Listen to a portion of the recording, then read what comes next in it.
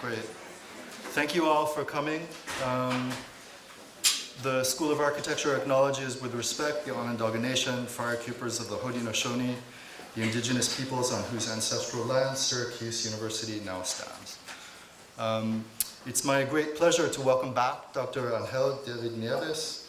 Dr. Nieves is currently a professor of history and digital humanities in the Department of History at San Diego State University, and his scholarship focuses on the intersections of race, gender, sexuality, and technology in the United States and South Africa. He has had a very rich professional trajectory that began here in the School of Architecture, where he completed his B.Arch with honors in 1994. He then went on to earn a graduate degree at Binghamton University in anthropology before going on to get his PhD from the Department of Architecture at Cornell University. It was there, as a PhD candidate, that I first encountered Dr. Nieves' work, looking through the library stacks in Sibley Hall. This was when the library was still in Sibley. Late one night, while struggling through writing my dissertation, I discovered a copy of his dissertation on African-American women reformers, industrial education, and nation building in the post-bellum southern United States. And it was really like coming across a small miracle. Among shelves full of theses on the European Renaissance, or modernism and the industrial ecumen, in which the narratives of architectural and urban history are driven by the same cast of characters, and rarely, if ever, acknowledge the ways that modernity was forged in the global crucible of genocide, slavery, and imperialism. Here was a work that spoke to a reality familiar to my own lived experience, and yet one that had little acknowledgement in the narratives that we were being trained in as historians at Cornell. Dr. Nieves' dissertation was one of several signs that appeared to me during my time at Cornell that encouraged me to stay the course. Reflecting back on the experience of discovering Dr. Nieves' work as an educator now, I'm reminded how important it is to realize that someone like us, who shares a similar collective experience of struggle, was not only there before us, not only survived, but excelled. I often wondered what had happened to Dr. Nieves, and was delighted to discover at my postdoc at Hamilton College that he was also there co-heading a bold new initiative in digital humanities. Dr. Nieves today continues to inspire others through his historical writing, both in analog and digital formats. He is the author of An Architecture of Education, African-American Women Design the New South, based on the dissertation which just came out last year, and co-editor of We Shall Independent Be, African-American Placemaking and the Struggle to Claim Space in the United States, as well as a range of digital history publications and experimental online platforms. Among these are Soweto 76 3D, comprising digital archive and virtual reality research into sites such as the Nelson Mandela House in Soweto, Johannesburg. Dr. Nieves has received support for his work from the National Endowment for the Humanities and the Andrew W. Mellon Foundation. He was Presidential Visiting Associate Professor in Women's Gender and Sexuality Studies and the DH Lab at Yale University. He recently served as an editor on a special issue of American Quarterly entitled Towards a Critically Engaged Digital Practice, American Studies and the Digital Humanities, and is co-editor of a forthcoming volume in the Debates in the Digital Humanities series called Institutions, Infrastructures at the Interstices. His present work comprises a series of digital collaborations as well as a digital book project entitled Apartheid Heritages, a spatial history of South Africa's townships that you can view online at apartheidheritages.org. Dr. Nieves' visit is co-sponsored by the Urban Humanities Working Group of the Central New York Humanities Corridor from an award by the Andrew W. Mellon Foundation, as well as from the School of Architecture. Please join me in welcoming Dr. Angel Nieves.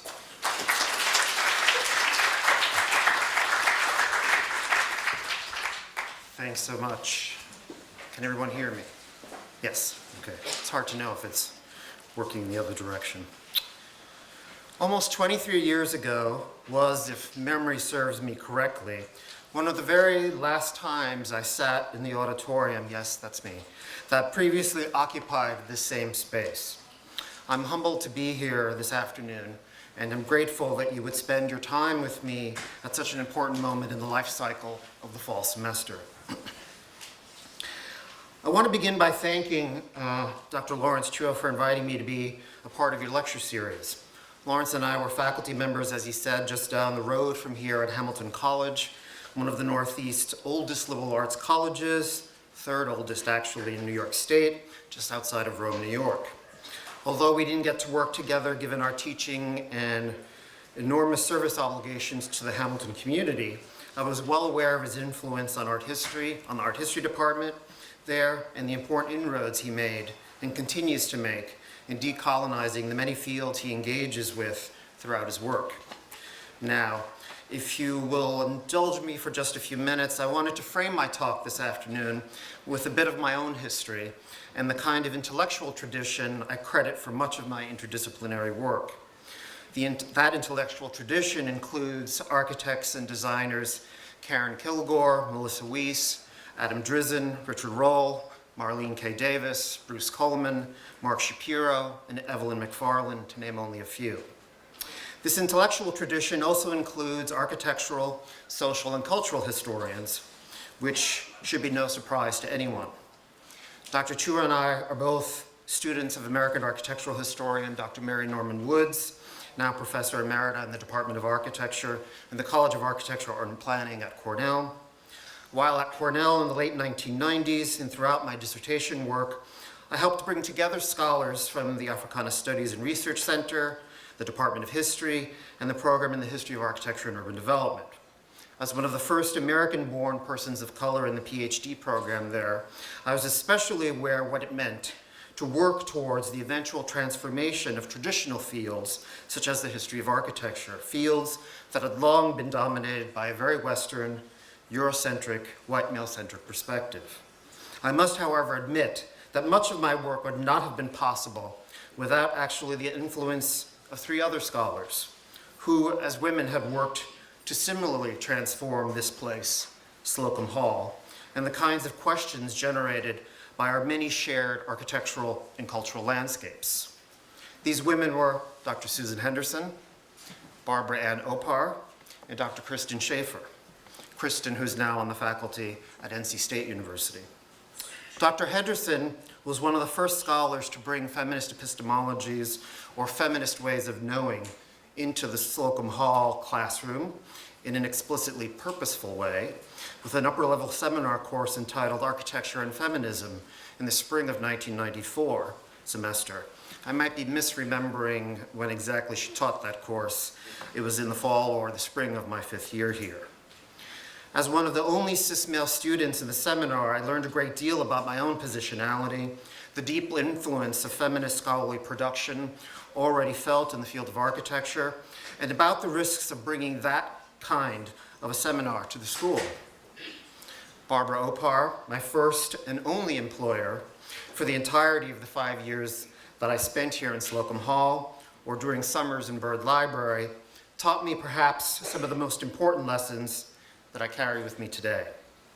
Through her encyclopedic knowledge of the architecture collection, both in the reading room here and in Slocum Hall and in Byrd Library, she made me aware of how important documentation through primary and secondary source materials were to the making of any archive. The printed book was not simply acting as the container of knowledge production and information, but it also offered up new design possibilities when we worked to understand the inherent complexities of making, of the building process itself through the everyday practice of architecture. She taught me to value process over product, which maybe didn't always make me very popular with my future design colleagues for a whole host of reasons, happy to discuss with you later. Barbara is also a subject expert in French language and literature in her own right, but her influence on generations of students who've walked the halls of Slocum and occupied its studios cannot be overstated. Dr. Schaefer, also coincidentally, a student of Woods's, provided me with the intellectual space to explore the work in my honors thesis of early African-American women reformers who helped build and found settlement houses in the late 19th century. Coupling and valuing the vernacular architecture and the socio-political work of building schools, homes, and organizations for social betterment in the face of rapid industrialization and the rise of Jim Crow laws across the country had a profound impact on my work. For those of you that have read my book, and I want to thank you, I heard you had a really good reading group that came together. I hear the room was full, so I'm glad to hear that. An Architecture of Education, African American Women Design the New South, published just this past year. It should be somewhat clear where that work first took shape. I felt it was important to recognize publicly the influence that these three women in particular had in my life as an academic and a scholar activist committed to social justice. But first I'm going to digress to pose the question here. How does someone trained as a design professional here at SU, who now finds himself immersed in issues of social justice, decolonization, and diversity, continue to put the training from his B-Arch to good use? Fortunately, I've been able to actively collaborate with design professionals throughout my academic trajectory, even though I have not practiced architecture as such. During my tenure from 2008 to 2018 at nearby Hamilton College as an associate professor in Africana Studies and as its co-director of the Digital Humanities Initiative, I was able to help establish an ongoing digital humanities presence in research and in the classroom. And we were fortunate enough, thanks largely to the Andrew W. Mellon Foundation, to actually create a bricks and mortar set-aside in the space of the former Emerson Gallery in the old Carnegie Library.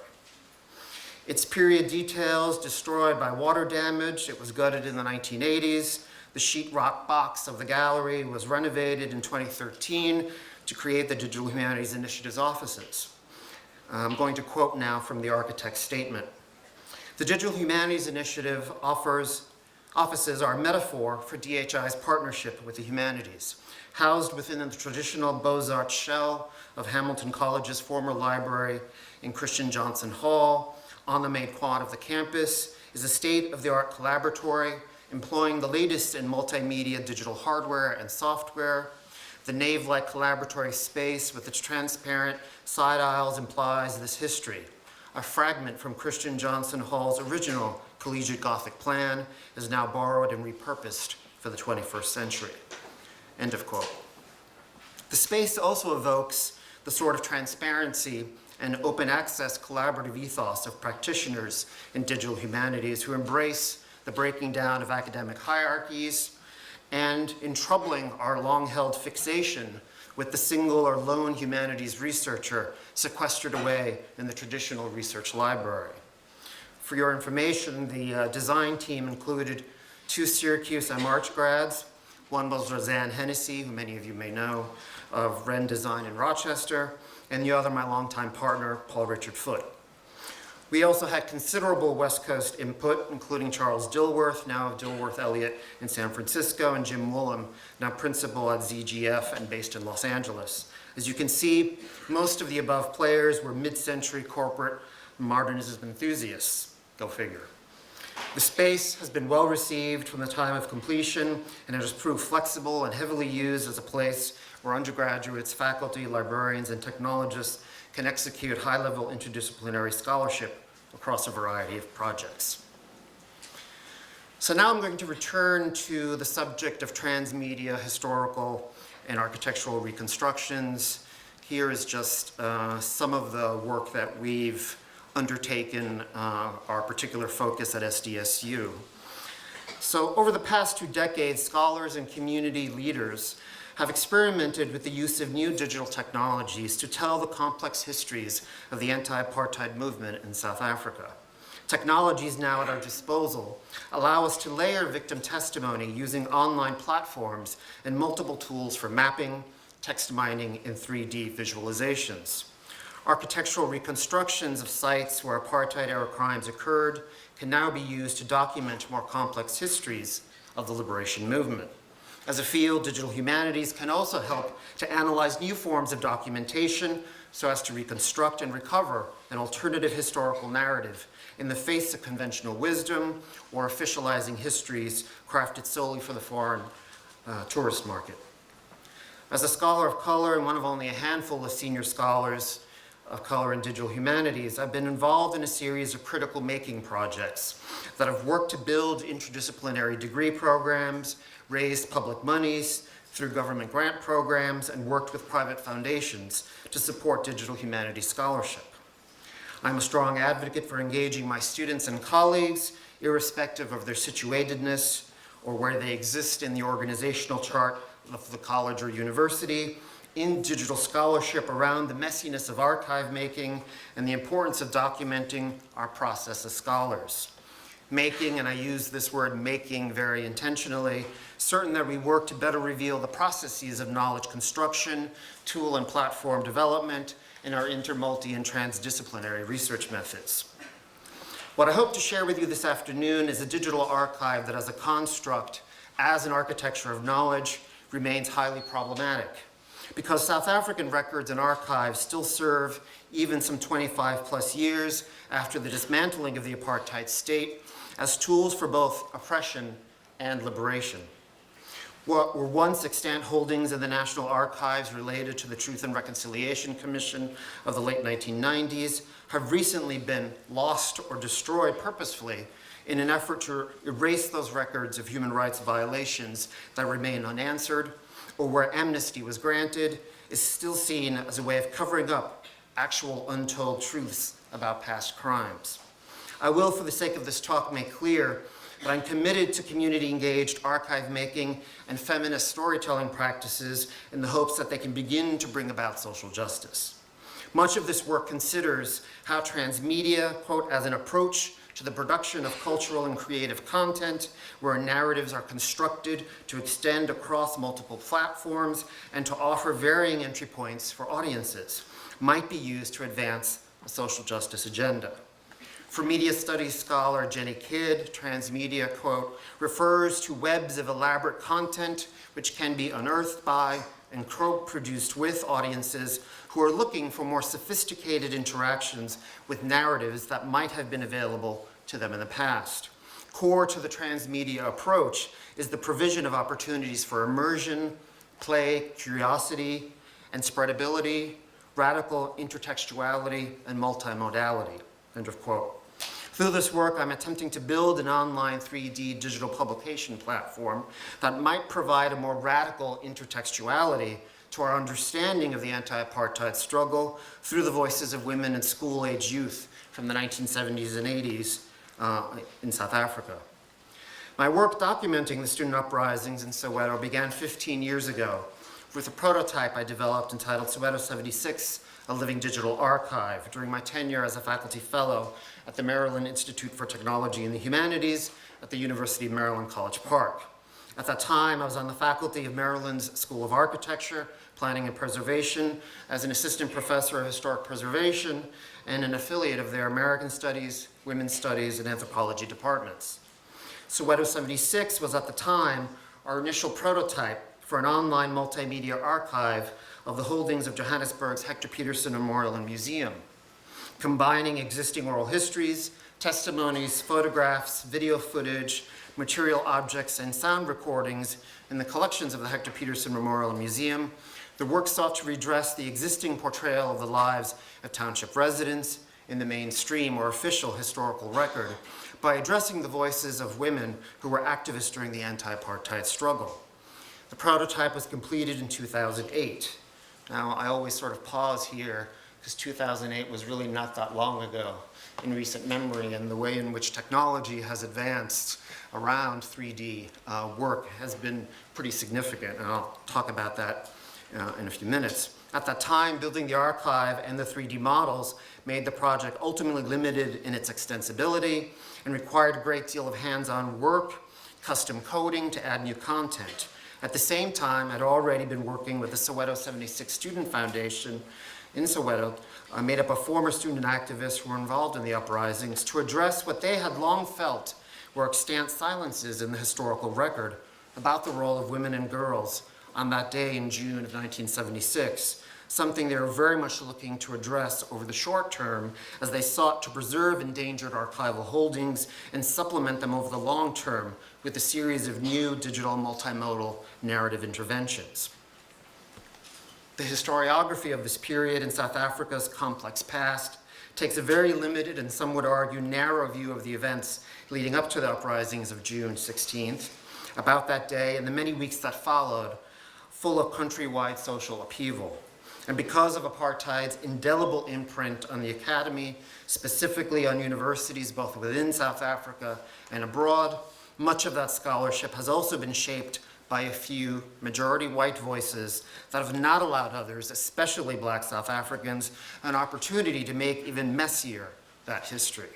Few book-length studies have considered the historical significance of these township spaces as extant physical artifacts of a difficult or contested past, and how the remains of the material cultural heritage using 3D technologies might inform our understanding of the resistance that actually occurred there from house to house and street to street, and how the many competing narratives of liberation might begin to be layered with one another to reveal contradictions, overlaps, and accounts of human rights violations. This gap in scholarship, continuing even today, is particularly unfortunate as townships now face complex cultural heritage preservation issues. For example, the tearing down of historic fabric to make way for better, more modern RDP or reconstruction and development program housing types in the face of competing pressures from the international tourist market, and all of this with little regard for a uniquely homegrown reparative justice model. The TRC, for many, did not sufficiently address the array of gross human rights violations perpetrated by the nationalist government or the historical antecedents during colonialism that allowed for the system of apartheid to take hold across Southern Africa. As architect and theorist Bernard Shumby has argued, quote, "There is no architecture without action, no architecture without events, no architecture without program, no architecture without violence," end of quote. My work on apartheid heritages, a spatial history of South Africa's townships, brings together 3D modeling, immersive technologies, and digital ethnographic methods to document the long history of human rights violations within this unique urban landscape.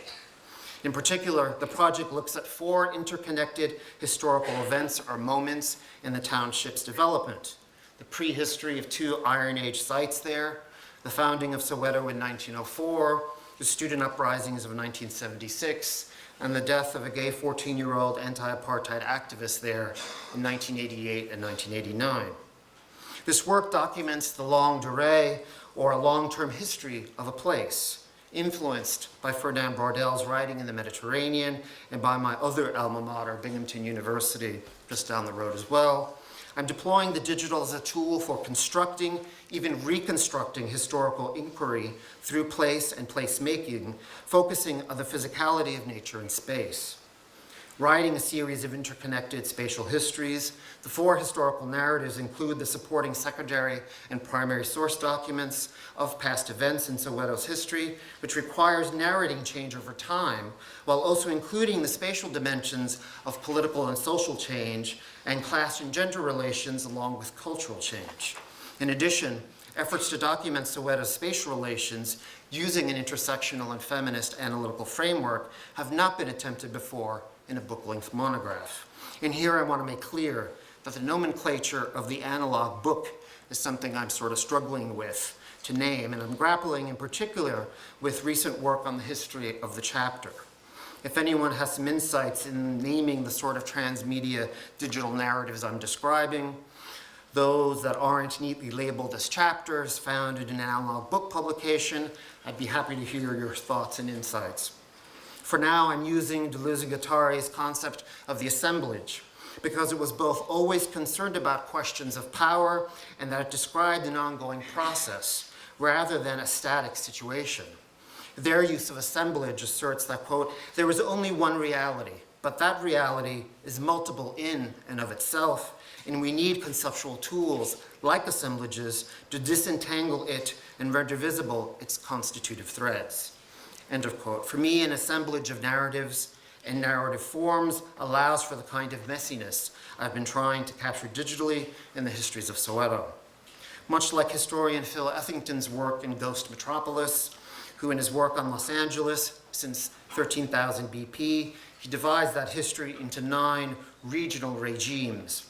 The incorporation of multiple scales of spatial and historical analysis through micro and macro historical reconstructions in my own project helps to virtually recreate the detailed histories of the local, domestic, and residential in Soweto's unique race-based spatial history. To the casual Western observer, Soweto, with its endless iterations of the Garden City's concentric and radial plan, remains manifestly familiar, yet always resolutely the other. Our understanding of it now seems bookended by the images, as seen here, of Hector Peterson's slaying at the start of the student uprising in 1976, and Nelson Mandela's memorial service in 2013 at F&B Stadium, just outside Soweto's Eastern Orlando district. F&B, of course, is a corporate naming opportunity with the hellish images of the filmmaker Neil Blomkamp's District 9's squatter slums sandwiched in between, which it belies the reality of everyday life there. Soweto is a vision typically framed at the bottom by a swath of divided highway, a dusty bedroom community of rusted metal roofs stretching endlessly on a flat plain. Soweto is always there. The iconicity of the images emerging from the anti-apartheid struggles of decades ago ensures this, but there is seemingly no way inside Soweto, bounded as it is by mining refuse, ring roads, railways, and highways.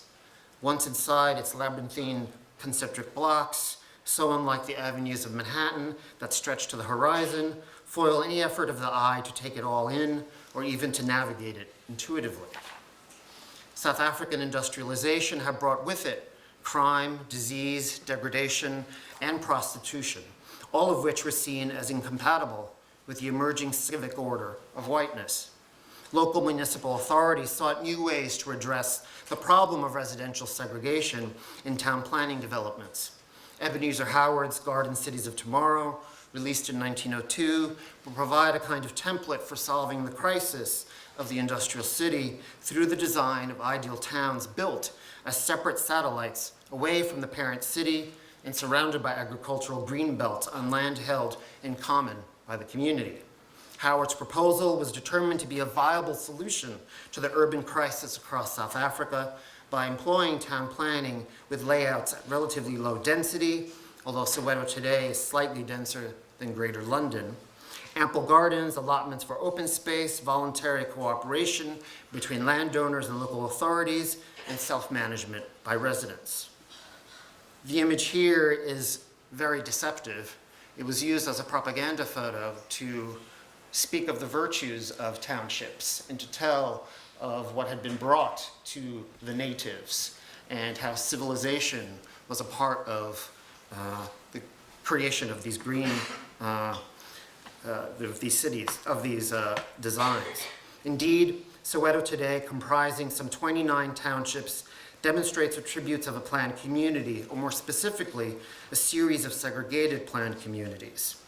The 1927 amendment of the Native Urban Areas Act enabled the government to relocate people without first providing them with alternative accommodation and without paying attention to the growing need for more housing. The city government provided emergency camps with basic water and sanitary services. However, in the early years, planning at what would become Soweto was rudimentary. It was little more than an improvised civil engineering exercise of lot and block plans, along with shocking sanitary conditions. There were no provisions for utilities, nor was there model housing, really. Options included municipality-built V-shaped huts, but no adequate alternative housing. The Orlando housing types for the African workers generally consisted of 2 or 3 rooms with no kitchens or bathrooms. However, publications in South Africa at the time were replete with images of the ideal living conditions being provided for native workers. Residents in what would become Soweto were tenants and not landowners, and were responsible for the development and maintenance of their own housing. For myriad reasons, they were unable to engage with planners, architects, or other design professionals. Instead, they resorted to subsistence strategies to erect better shelter, however temporary.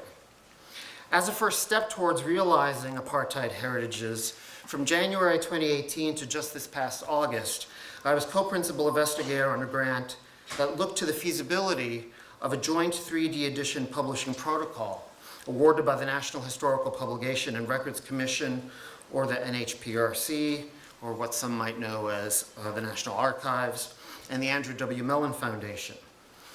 Some of this work argued for what was a successful 3D scholarly edition, which would provide users reliable academic source materials within the context of a three-dimensional virtual environment, such as a reconstruction of a cultural heritage site or a historical event. In addition to the processes and apparatus of traditional academic publishing, 3D scholarly editions must also accommodate the range of technologies used by digital studies scholars who work in spatial history to answer specific research questions and provide mechanisms to embed academic argumentation and deep annotations within a virtual online space.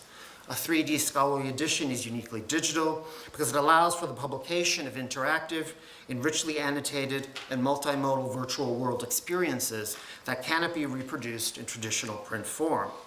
Because our work on this grant-funded project, we've been able to now provide a more stable publication platform for publishing 3D interactive content online. The Scalar platform, and I'll show you a few images, now allows for Unity-embedded content to be part of a richly annotated and multimodal book-length narrative. Our work on the Scalar platform also allows me to consider the micro scale by looking at the house or home as the primary spatial unit of analysis for the overall project. Found throughout Soweto, the single-family house, and its inherent racial, gendered, and sexualized complexities if one seeks to pursue a messier and multi-layered narrative about the ways in which spatial liberation was brought about readily lends itself to an explanation of its intimate geography through historical reconstruction. In particular, a recasting of microhistory popularized in the 1970s into a kind of spatial microhistory could allow for a bridge between historical studies using 3D modeling and historical GIS, with qualitative data from recently gathered oral history testimony documenting these human rights violations. And so here's where two methodologies come together. Bardell's work on the longue durée, which I mentioned earlier, and the work of Italian microhistory scholars.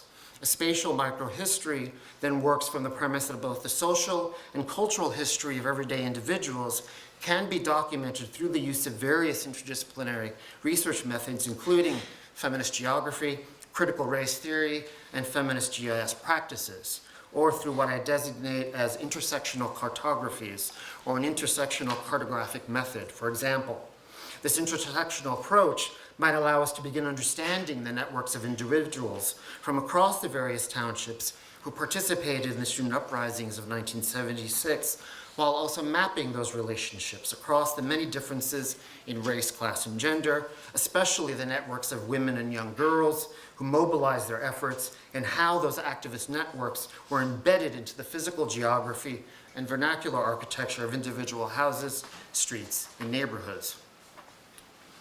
My project team and I have been working to build out a new version of Soweto 3D model, which reconstructs one of Soweto's 20-plus former all-black townships, Orlando West. We have built approximately 1,800 structures, which will also include the modeling of 8 unique township house types that are historically accurate and fully interactive. The model was developed through the use of airborne laser scanning, ALS data, or otherwise referred to as light detection and ranging, or LiDAR. LiDAR data are clouds of laser points. I'm going to geek out for a second, sorry. That measure the height of building and landscape features on the ground. As such, the elevation of buildings, existing infrastructure, trees, and the ground surface itself can be surmised and modeled using this LiDAR data. And through the use of historical and aerial photography from the mid-1970s and the late 1980s, we're able to reconstruct a virtual world model of Orlando West for use in this 3D edition platform.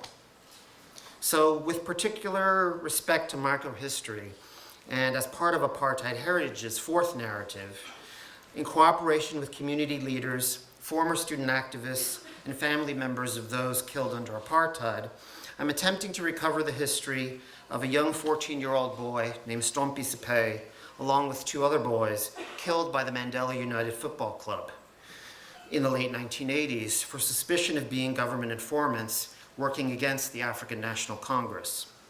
Those deaths, believed to have been orchestrated by Winnie Madikizela Mandela, at the time Nelson Mandela's wife, during the time of his incarceration, remains contested or even erased in the histories of the tumultuous 1980s and the fight against the apartheid regime. My work attempts to shed new light on this difficult confluence and discussion of race, racial hatred, and violence. In Stompie's case, suspicion over his sexuality and intimations of alleged abuse on the part of a white Methodist pastor marked his body as illegitimate, as less than worthy, and incapable of being a true struggle leader despite his age and his unique ability and charisma, whereby he organized school-aged children by the hundreds, some would even say by the thousands, in protest in the mid to late 1980s. What I argue is that this denial of this more complex layering of liberation history and the messiness involved in the telling of this lived reality of this queer youth killed in Mandela's own house, something that few are willing to discuss or even remember in any detail, provide one of the most glaring examples where the historical legacy of queer and activist student communities is suppressed or erased from contemporary liberation histories in order to sanitize the past. Interestingly, and as an aside, I was told a couple of years ago when I spoke about this work by a well-known historian of South Africa that I was touching the third rail in liberation histories. I was treading in very deep waters and was likely to make a long overdue intervention in our understanding of the anti-apartheid movement if I could capture the history of queer activists. Ultimately, can the methods and technologies currently available and those proposed by the larger project to build a 3D scholarly edition platform cast new light on human rights violations that many would prefer remain erased, hidden or lost, and be represented effectively, and perhaps more importantly, affectively? What are the tangible political, social, and economic costs, something that an intersectional framework might help us recover, of capturing the memories of someone such as Stompie in the history of the liberation struggle today? As I work to reconstruct Stompie's activism through the United Democratic Front, his work with the ANC, and the many conflicting reasons for his death, documented in transcripts of court testimony, I am left to wonder how the forensic traces of his life, or even the queer traces of his life, if he even was queer, a question that might not be easily or readily answerable today, will be valued and remembered in some way. How might this history of Stompie's activism and his eventual death be told at a place like the Nelson and Winnie Mandela home found along Vilakazi Street today? So I'm about to play a short video clip of Winnie Mandela being interviewed about the house at 8115 Vilakazi Street. It was an ordinary township, a typical township house, you know, a two-roomed house. I never forgave her father for getting that particular house. It was 2 rooms. He was the first resident there, and he was working at the at the offices, at the superintendent's offices. Then he was given a choice to go and choose a house. They were building those houses at the time, and he chose that corner house. It was dreadful at the time. When I got there, it was never touched, no change, nothing. Even the sink, the kitchen sink, was the old apartheid cement sink, which was so dirty, it was difficult to wash off fat. And then, of course, there were no doors. They had curtains, clothes, literally. It wasn't even proper curtains separating the rooms. And no bathroom, nothing. It was just a 2-roomed house with a toilet at the back, outside of course, with a red stoop. That was the glory of the house at the time, and we competed with the neighbors about shining the stoop. It was the first thing you looked at when you got to a house, how clean the stoop was, and you could mirror yourself on the stoop. Mine was red. Others in the area were black, but mine was red. And then the steps at the back were raw brick cement steps. It was so inconvenient. It wasn't a house at all. But when we were moved from that house, I remember her remark when I was banished to Blandford. She said, "Mommy, I didn't know 8115 was a palace." And that hurt me so much. How are we going to live here in Blandford? Anyhow, it was such a struggle to get her father to understand that the house needed improvements. It wasn't a house at all. I mean, the wall that was dividing the rooms to make a sitting room, a lounge, and a kitchen, I built that wall.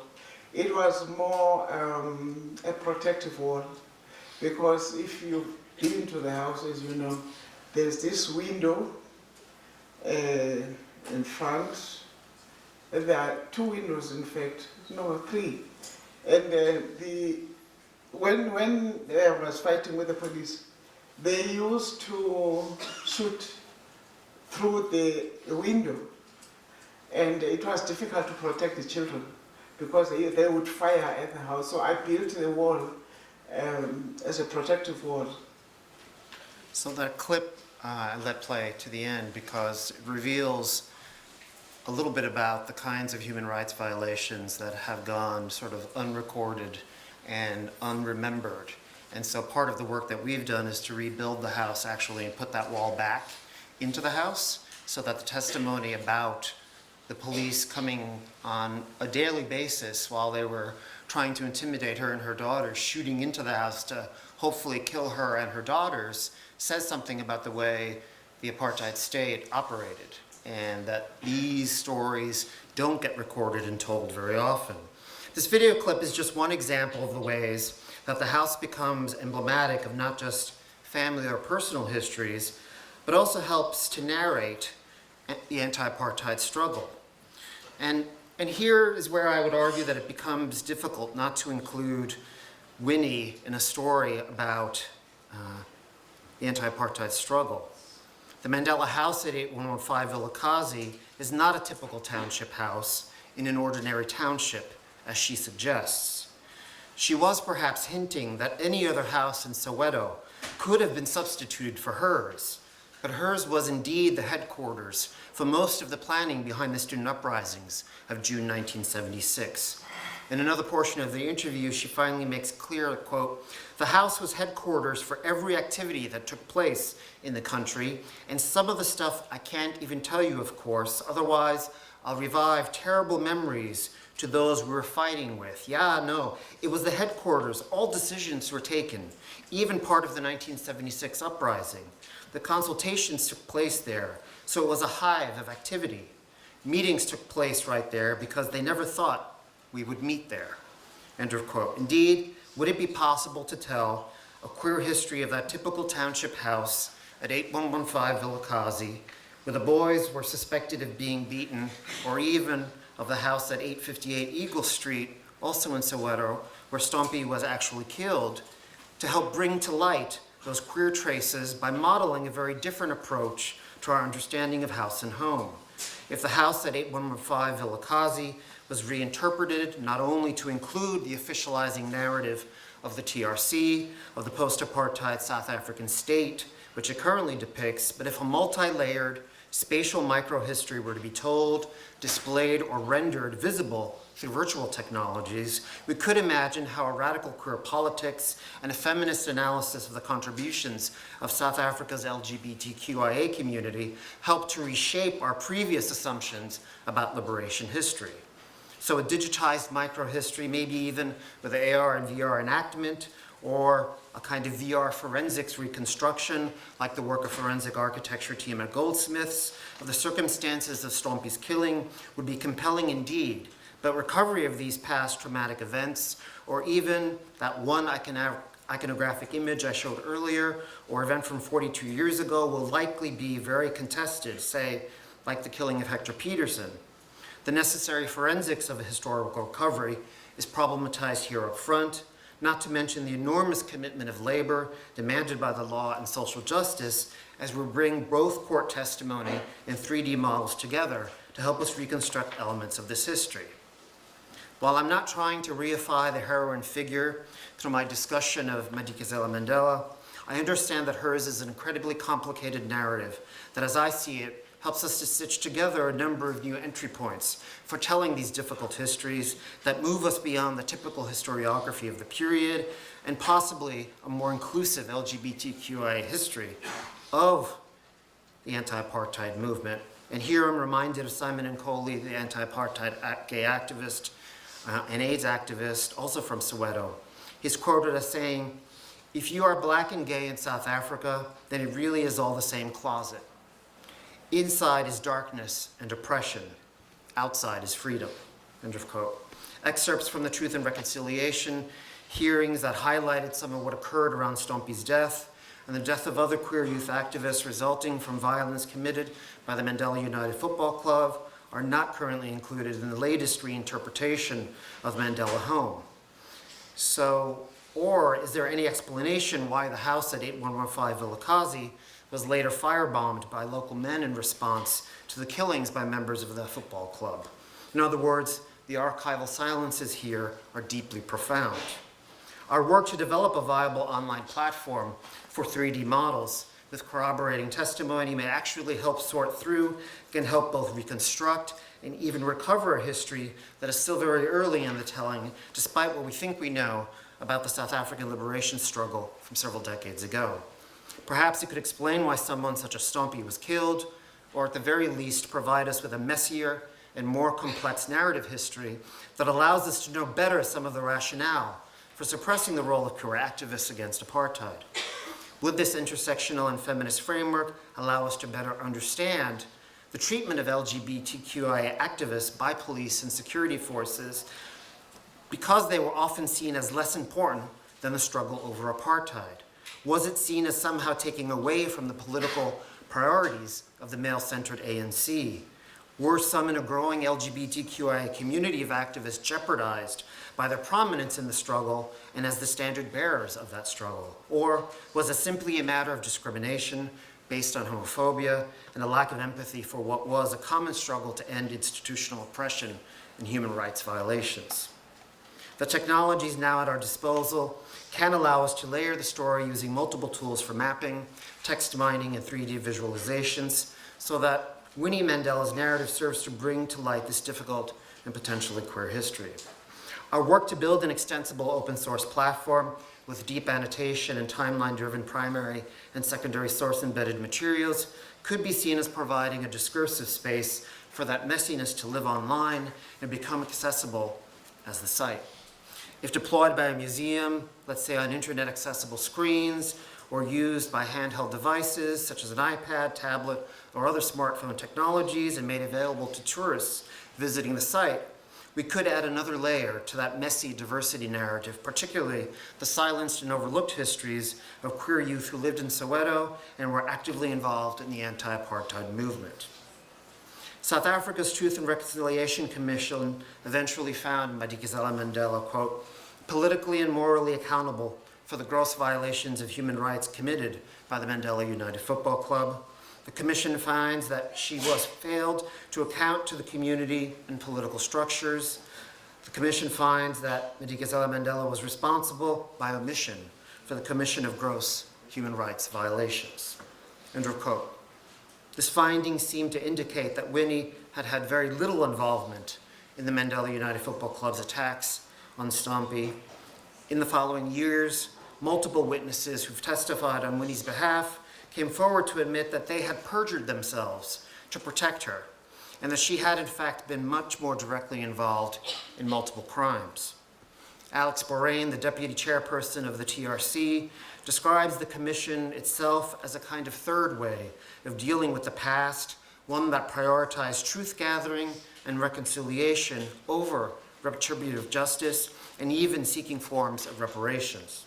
For Bahrain, quote, South Africans desperately needed to create a common memory that could be acknowledged by those who created and implemented the apartheid system, by those who fought against it, and by the many more who were in the middle and claimed not to know what was happening in the country, end of quote. In 1997, the TRC special report in its special investigations of the Mandela United Football Club concluded that, quote, Madikizela Mandela's proximity to these events is as undeniable as her complicity, end of quote. Growing directly out of my work on apartheid heritages, I'm currently developing a plan to start a new research-based practice studio, calling it the Social Justice Studio, that examines historical and contemporary human rights violations committed across the African diaspora while engaging with communities seeking new forms of restorative and/or reparative justice. The studio model will bring together community members, scholars, students, human rights activists, librarians, archivists, museum curators, and technologists who will combine architectural techniques and technologies with qualitative, quantitative data to investigate human rights abuses. I should have mentioned that this was our attempt to recently build out much more of the township in the past year. This isn't very heavily modeled, it's missing a lot of detail, but this gives you a sense of the kind of work that's possible. For those of you who are gamers, you know that this is very much possible, that now we can actually publish 3D worlds online. And so this is a huge transformation for a number of different fields, archaeology, art history, architectural historians. This is a real leap forward in terms of being able to do this kind of work.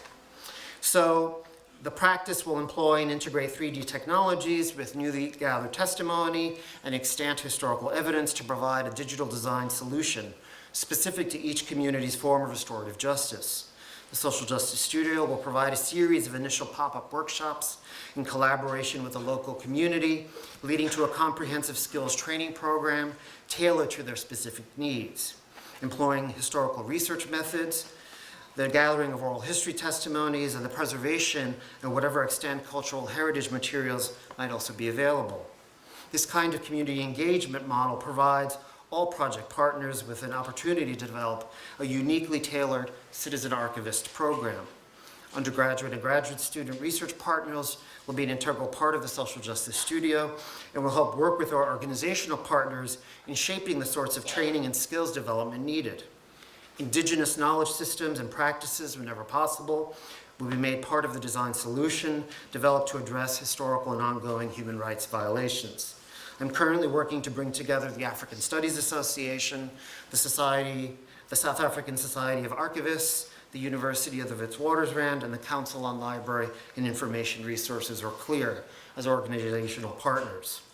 A study abroad program that brings undergraduate students from South Africa to the US and undergraduate students to South Africa, an exchange program centered on community engaged models of research and display, including exhibitions, would be an important part of the Social Justice Studio. And now to return to the messiness at hand.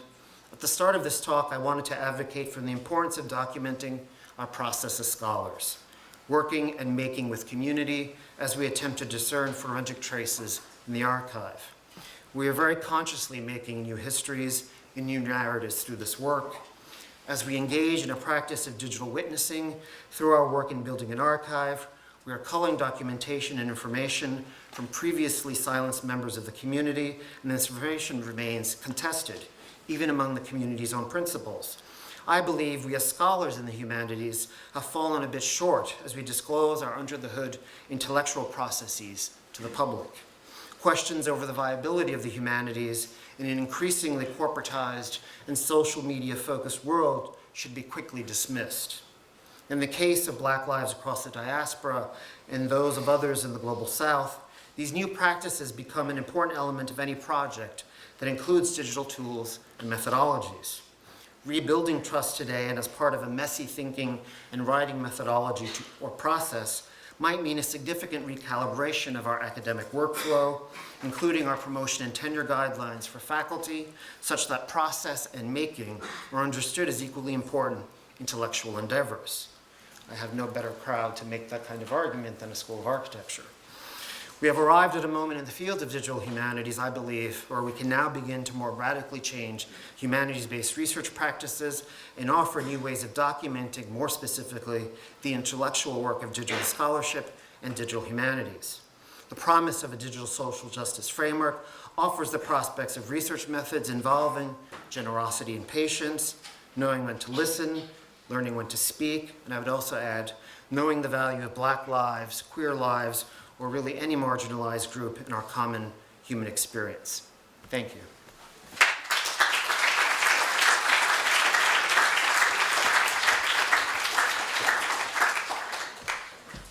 Thanks.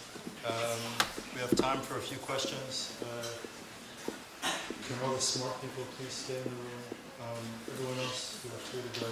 There are sign-up sheets in the door outside. I'd like to open up the floor for questions first from students, and then we'll open it up to faculty and members of the general audience. Are there any students that would like to ask a question of Dr. Nieves?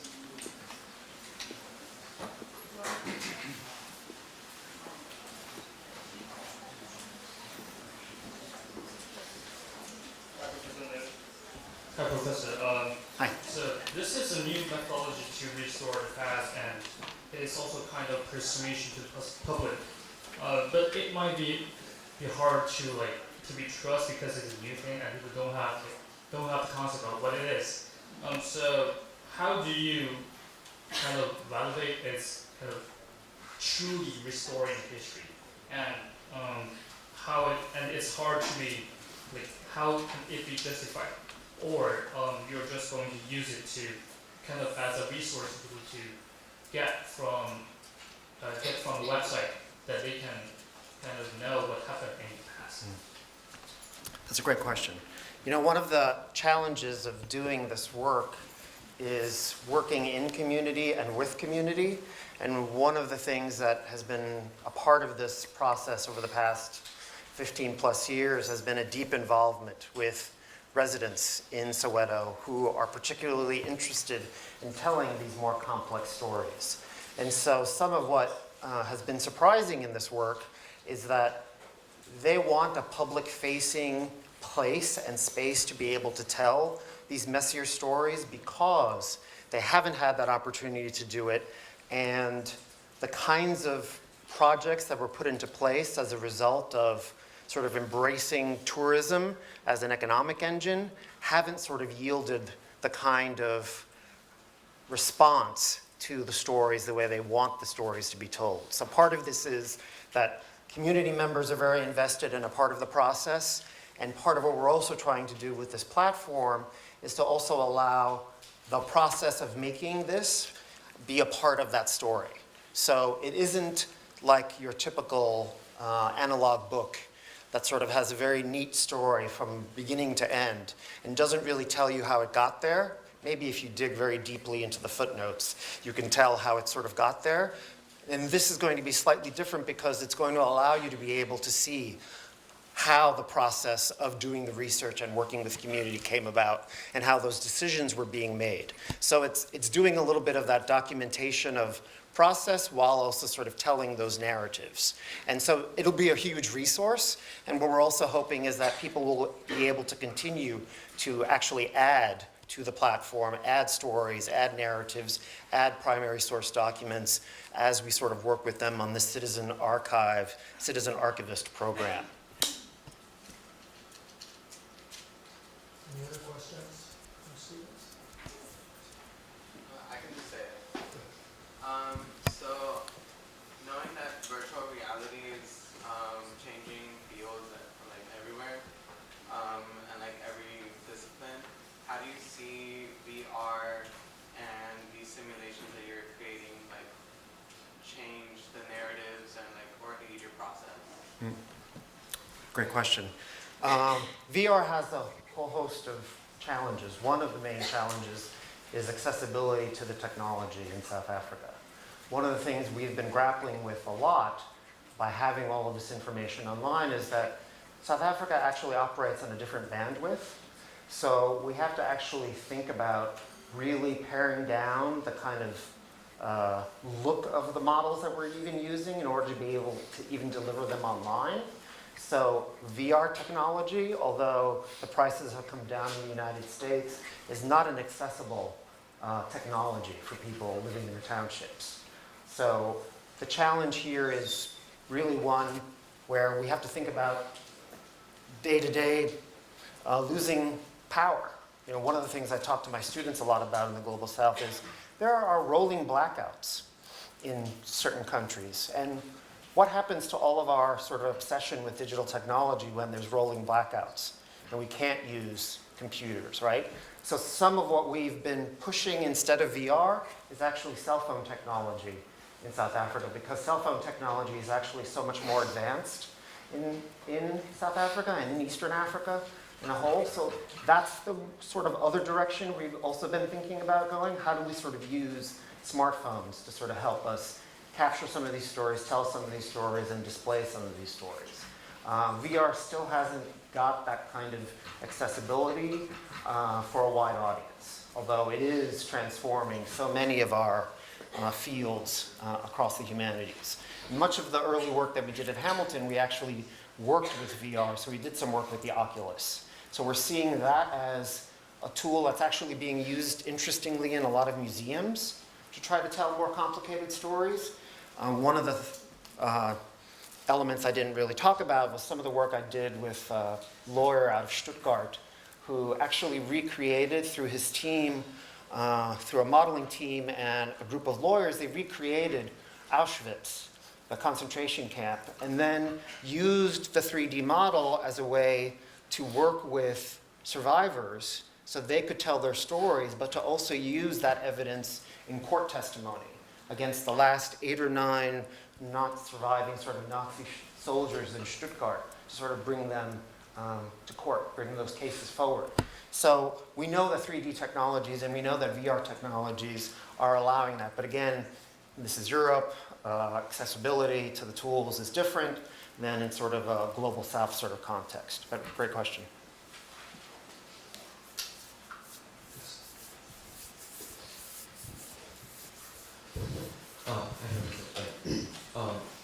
I have a little simple question about the, through the lecture there was a mention about the LGBTQ issues, and so based on the models that were shown through the whole lecture, so is your purpose of your and your team's purpose of mentioning the LGBTQ is through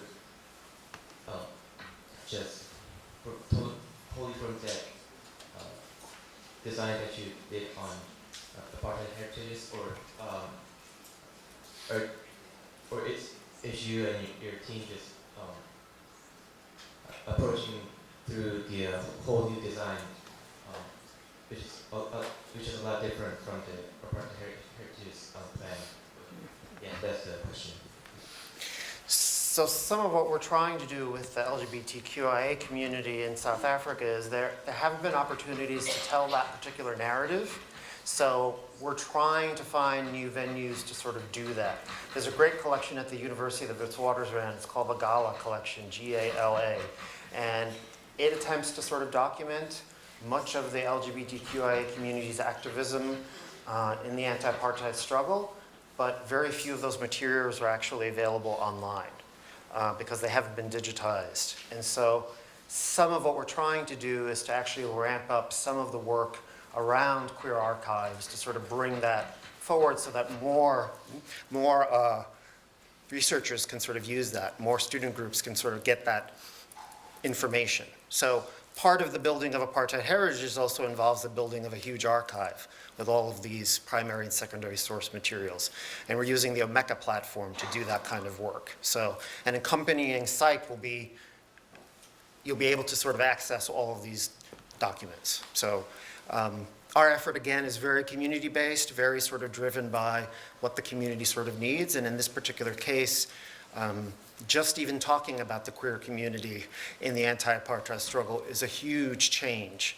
And so part of that is to empower the community itself to begin more conversations and just to gather those histories up, because they haven't been, and they're being lost.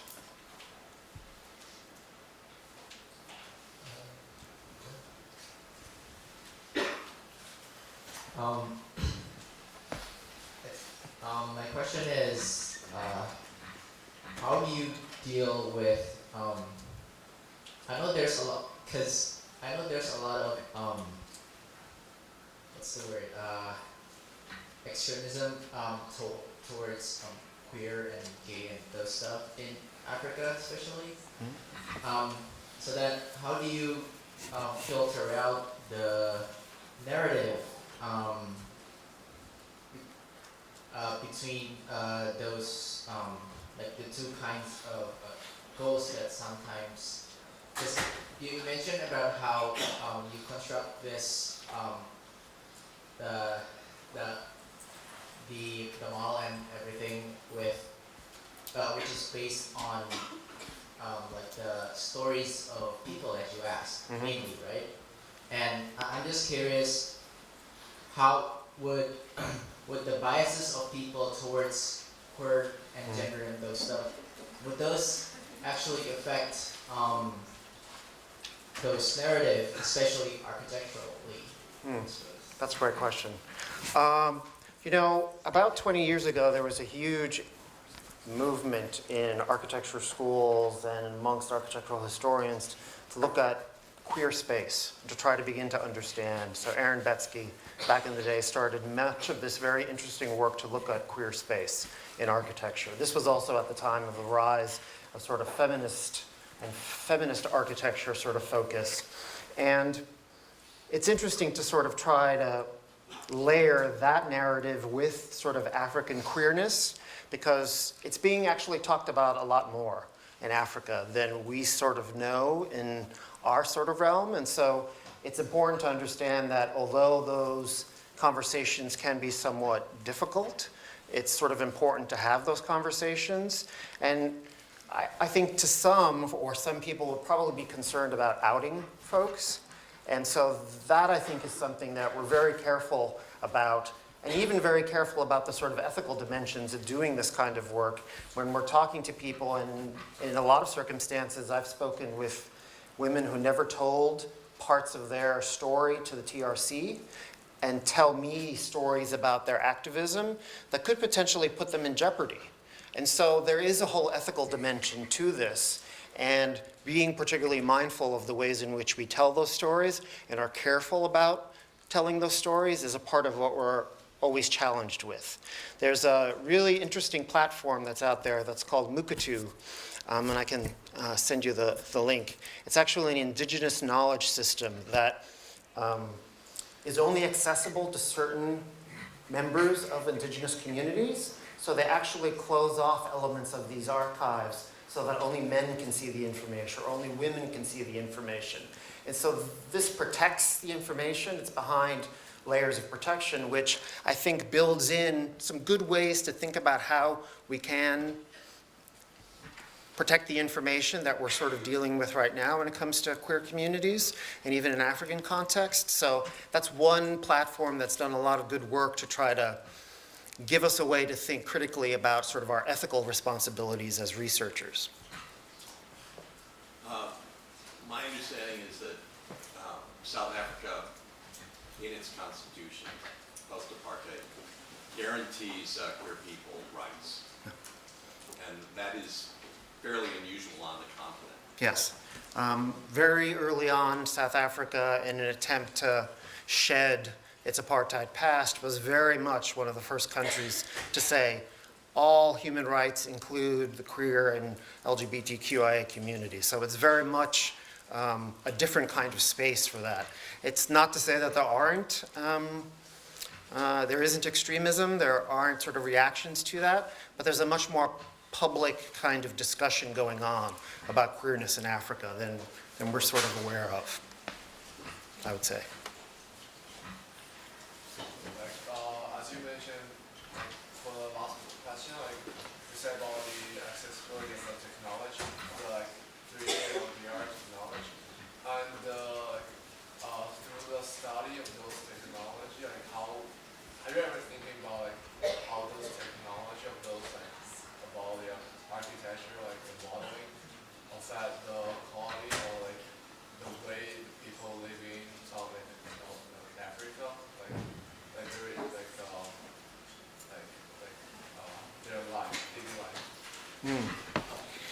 So what we're trying to do with some of the modeling is to show what everyday life sort of looks like, right? So part of what's deceptive about 3D modeling is that there usually aren't any people in these spaces. So some of what we're also challenged with is how do we sort of model people to begin to add that other kind of richness to the space. And it's something that we've been grappling with as well. Because these places devoid of people don't look anything like the reality of every day. So how do we sort of incorporate people in these spaces? And that too is highly contested, as you probably know, and requires a lot of discussion when you're working in community about how do you depict, what are the representation issues that come into play when you're trying to do this work. It's a fairly complicated sort of process to have those discussions, and we've done some work actually on that. I'd be happy to send something over to Dr. Chulo so you can see some of that work. We've tried to sort of engage. Glad to open up to the general audience. I was just going to ask to follow up on that previous question, because this looks, I mean, there's a quality here that's different from the image you showed that was the propaganda image of sort of a happy family on the street, but it is relatively sterile, right, because of the difficulty of putting people, but you're talking about the messiness of the stories, and each of these houses, each of these streets is going to look very different in terms of how the people live there, and what they put in front of their house, and whether or not they polish the stoop or not, as when he was speaking. So I'm curious if, in addition to the difficulty that the bandwidth is an issue that's keeping the model from having more detail, and what some of your other thoughts might be in that regard. I was thinking along the same line. Yeah, one of the things that, because the 3D community is relatively small in the digital humanities, there's some really good work by my colleague, Chris Johansson at UCLA, who actually, he models ancient Rome. And he models ancient Rome in some pretty unique ways. He actually does massing models. So he doesn't really include all of the detail when it comes to sort of how the spaces sort of look, because his particular arguments are very different about how he's looking at space. He may be looking at the number of people that were part of a particular ritual, or he might be looking at the way in which building heights affected the sort of space that's being created, as opposed to that sort of uncanny valley feeling about trying to model everything exactly because we think everything should look sort of photorealistic. So there is a tension there about how much is too far and how much is too little when it comes to that kind of work. And so we've been grappling with it and thinking that, maybe one way that we do the modeling is without any of the sort of colorization, without any of the detail.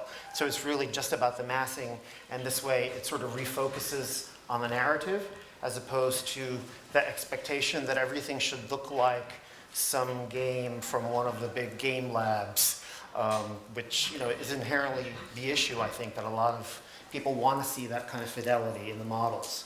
So part of it is that we're also engaged in trying to capture spaces that are lost as part of this. And so there's a high level of sort of documentation that's also going on.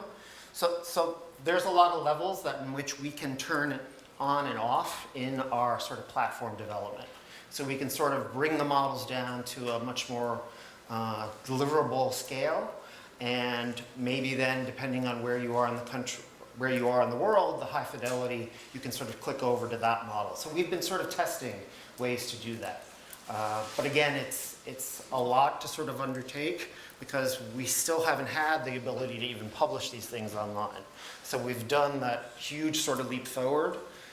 Now we can do this, and now we can actually begin to problematize. Because our frame is always sort of very Western and very much first world. And when I sort of sit in a room full of programmers and I say, what happens when the power goes out? How do you deliver the models then? Everybody goes silent because it's not something that we get asked a lot.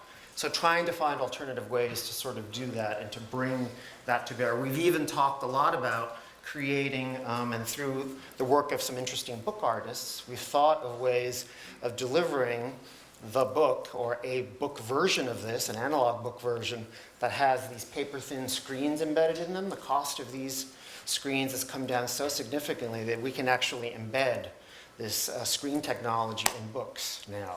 So finding a way to do some of that to sort of mitigate some of the ways in which, if you don't have access to the internet, maybe here's an alternative way to sort of think about it. So we've been talking to a lot of book artists about ways to sort of make that happen.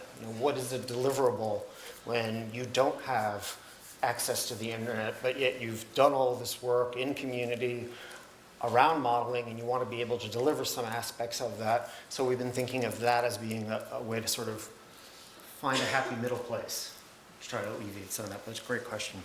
Go ahead, time for 2 more questions. So 1, 2.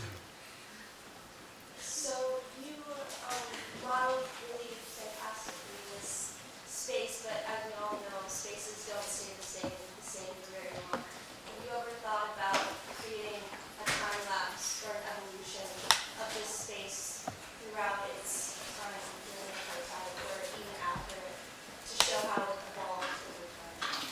Yeah, that is something that we've been thinking about, particularly because we have 4 different major time periods that we're looking at. So being able to show the changes over time.